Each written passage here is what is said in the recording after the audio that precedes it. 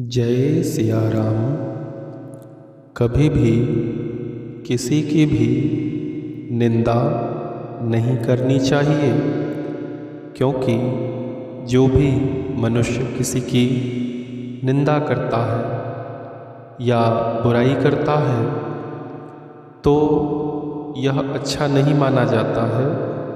श्री रामचरितमानस में लिखा हुआ है कि निंदा करने का फल क्या होता है, जरा ध्यान से सुने। हरि गुरु निंदक दातुर होई,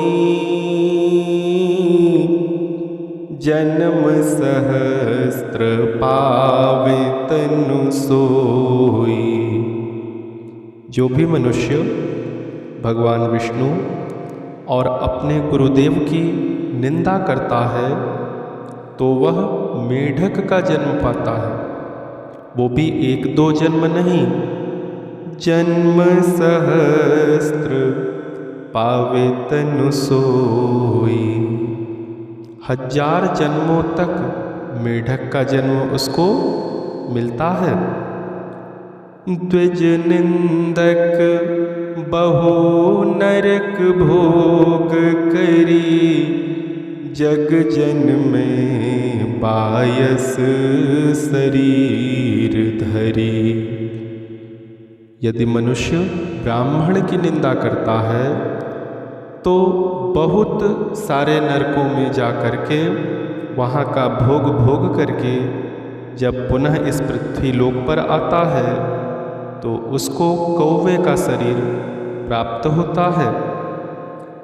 सुर श्रुति निंदक जे अभिमानी, रौरव नरक परहि ते प्राणी।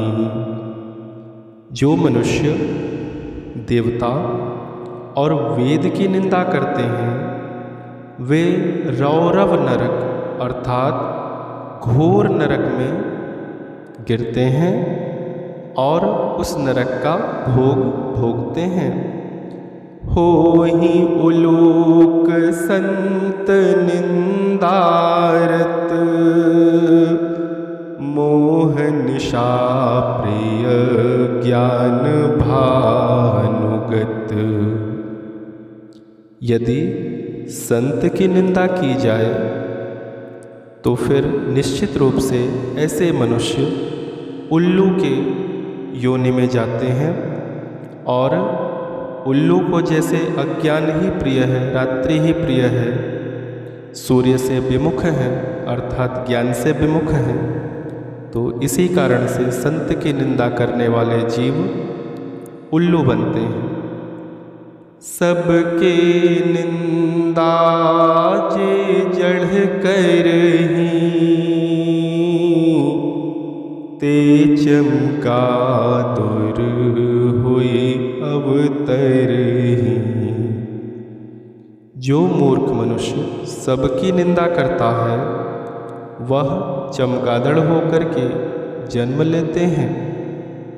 और वैसे भी निंदा करना कोई अच्छी बात नहीं है, क्योंकि हम जिसकी भी निंदा जिससे कर रहे हैं अगर उसने जाकर उसे बतला दिया तो हमारा उसकी दृष्टि में मान सम्मान समाप्त हो जाता है।